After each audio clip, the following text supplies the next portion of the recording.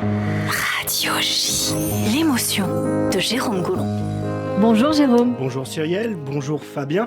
C'est le moment de la chronique émotion et dans cette chronique, on va parler de vos goûts culturels et d'artistes que vous aimez. Donc vous l'aurez compris, on va pas faire une demi-heure d'opéra. Alors concernant vos artistes... C'est pour ça que je vous ai vu rayer quelque chose. J'ai rayé l'opéra. En tout cas, dans les artistes que vous aimez, certains d'entre eux ont un point en commun, celui d'avoir un destin tragique, voire brisé. C'est assez étonnant. On commence donc en musique avec votre chanteur préféré. Il s'agit de Mano Solo. On écoute un extrait. Et tu trembles, c'est pas parce que t'as froid, mais tu l'attends, le salaud. Il prend son temps, il sait qu'il aura ton argent, tu ferais n'importe quoi. Alors on peut entendre le titre Au creux de ton bras, sorti sur son premier album, c'était en 1993, cet album c'était La Marmaille. Alors moi il y a un truc qui m'a frappé très honnêtement, je la connaissais pas cette chanson, et quand je l'ai écoutée en préparant cette émission, j'ai remarqué quelque chose, c'est qu'on peut distinguer dans la voix de Mano Solo des trémolos qui ne sont pas sans rappeler un certain Stromae. C'est assez saisissant. Absolument. Quand vous faites le rapprochement. Je ne sais pas si Stromae s'est inspiré de lui ou pas. Enfin en tout cas on peut sentir une sensibilité, une émotion qui ne sont pas feintes. Alors je parlais en préambule de destin brisé, et bien Mano Solo dès 86, alors qu'il n'avait que 23 ans et que sa carrière n'avait pas encore décollé. Il avait appris sa séropositivité, il faut se remettre dans le contexte. Dans les années 80, le sida était une maladie honteuse et quand vous appreniez que vous étiez séropositif, c'était à la fois une honte mais surtout une véritable, j'ai envie de dire, condamnation à mort, puisque c'était un ban. Puisque à l'époque, on ne vivait pas aussi longtemps qu'aujourd'hui. Regardez Freddie Mercury, il a contracté le VIH en 86, et la même année que Mano Solo, et puis il est mort 5 ans plus tard. Alors en tous les cas, Mano Solo, il n'a jamais voulu se laisser abattre par sa maladie, plutôt discret sur sa vie privée. Dès 1995, et alors que sa notoriété décollait, il a annoncé à ses fans sa maladie lors d'un concert au Bataclan. Au final, il aura lutté plus de 20 ans avant de mourir en 2010, à seulement 46 ans d'une rupture d'anévrisme assez fréquente chez les porteurs du VIH. Mano Solo, on le rappelle, qui était le fils du dessinateur Cabu, assassiné en janvier 2015 lors de l'attentat de Charlie Hebdo. Une famille au destin assez tragique. Autre artiste que vous aimez, Fabien Olicard, c'est Grand Corps Malade, Jérôme. Oui, alors Grand Corps Malade, qui vient de sortir l'album Éphémère en septembre dernier, en collaboration avec Ben Mazué et Gaël Faye. Un bijou. Alors, on peut entendre le titre « On a pris le temps ». Alors, Grand Corps Malade, lui aussi, c'est un corps brisé avec un destin tragique, même si ça se finit plutôt bien pour lui.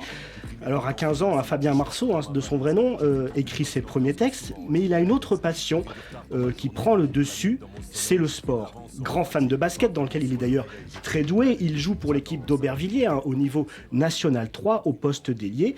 Il passe même son diplôme de STAPS. Oui, mais voilà. Son destin bascule en 1997 alors qu'il n'a que 20 ans. Le 16 juillet de cette année-là, alors qu'il anime une colonie de vacances en Vendée à Saint-Jean-de-Mont, il fait un plongeon dans une piscine insuffisamment remplie d'eau. Sa tête heurte le fond, provoquant une fracture des vertèbres cervicales. Suite à cet accident, il passe un mois en réanimation. À son réveil, il est presque entièrement paralysé. Toutefois, il y a un petit espoir, car selon les médecins, une récupération est possible. En 1999, il retrouve une partie de la motricité de ses jambes. Et s'il a évité de peu de finir sa vie complètement paralysé, un Grand Corps Malade doit se résoudre à abandonner sa passion de toujours, le sport. Il se remet donc à écrire et se lance dans le slam qu'il découvre avec le succès qu'on lui connaît et qui ne le quitte pas depuis 2006. Une belle revanche sur la vie, une vie qui, à quelques centimètres près, aurait pu s'arrêter net. On va écouter un petit bout quand même de cette chanson.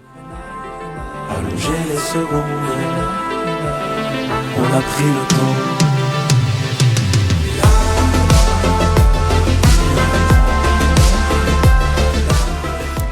Et on va quitter la musique avec vous, Jérôme Goulon, et on poursuit avec de la littérature. Oui, alors on va s'intéresser à votre livre préféré. Et ça peut paraître surprenant au premier abord, puisqu'il s'agit de L'Art de la guerre, alors un traité de stratégie militaire chinois, sorti 500 ans avant notre ère, on ne connaît pas la date précise.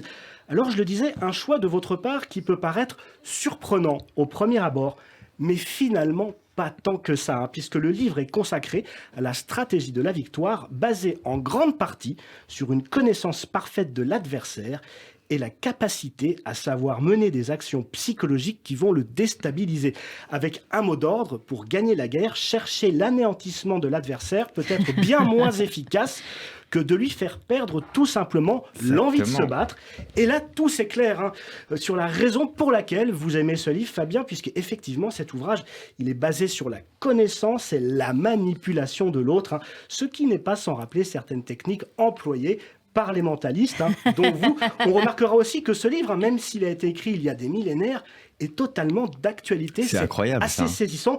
Il n'y a qu'à regarder le conflit qui oppose actuellement la Russie à l'Ukraine, notamment. On voit clairement, par certaines actions, paroles ou manipulations médiatiques, que chacun cherche clairement à briser le moral de l'adversaire et lui faire perdre l'envie de se battre. C'est exactement ce que disait le livre il y a des milliers d'années. D'ailleurs, ça me donne une idée, Fabien Olicard. On va vous envoyer chez Poutine et Zelensky pour leur laver le cerveau et peut-être que vous allez régler tout ça. Ou pas, du coup. Mais... Vous allez partir avec vos 17 mots. Mais c'est vrai que l'art de la guerre, c'est plutôt un livre de paix, en fait, au final, parce que la démonstration, c'est que c'est la sincérité de la meilleure des guerres, c'est celle qui n'a pas lieu, c'est celle où personne ne meurt, où il n'y a pas eu de coup d'éclat, on n'a pas détruit de ressources, on n'a pas abîmé le peuple. C'est ça la bonne guerre, en fait. Et ce livre-là, il est transposable dans plein de domaines, dans la créativité, dans la communication, dans le management, dans plein de choses, parce qu'on est obligé de connaître l'autre, en fait. Et c'est ça qu'on oublie un petit peu aujourd'hui, même dans les relations intra-professionnelles. Est-ce que je connais vraiment l'autre ? Est-ce que je m'y suis assez intéressé ? Même dans les relations amoureuses, peut-être, Fabien Olicard. Oui, absolument. On termine cette chronique avec du cinéma et votre film préféré, Fabien Olicard. Alors, ce n'est pas un film, mais une trilogie, puisque Fabien Olicard, vous êtes fan de Retour vers le futur, 3 films cultes sortis en 85, 89 et 1990. Une trilogie qui a marqué toute une génération, puisque 37 ans après sa sortie au cinéma, elle continue de fasciner. Pour preuve, le 8 octobre dernier, les 2 acteurs principaux, Michael J. Fox et Christopher Lloyd, ont fait un véritable carton à la New York Comic Con. Oui. Depuis près de 40 ans, d'ailleurs, chaque apparition en public de ces 2 acteurs suscite une vague d'émotions complètement folle.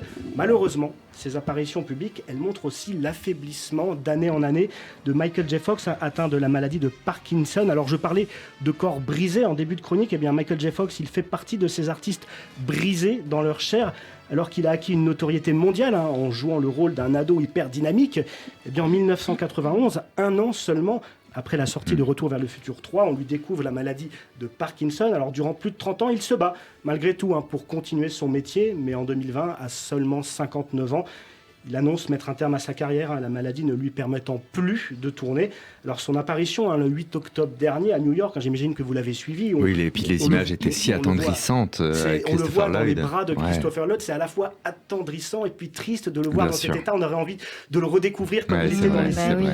Malgré tout, toute une génération dont vous faites partie, Fabien, elle gardera en tête le Marty McFly, bourré d'énergie, le visage éternellement juvénile. Ça me fait un petit peu penser à vous d'ailleurs, courant dans tous les sens ou volant sur son overboard. Alors vous avez écrit avec Michel Simès le livre Mémoire, vous avez le pouvoir.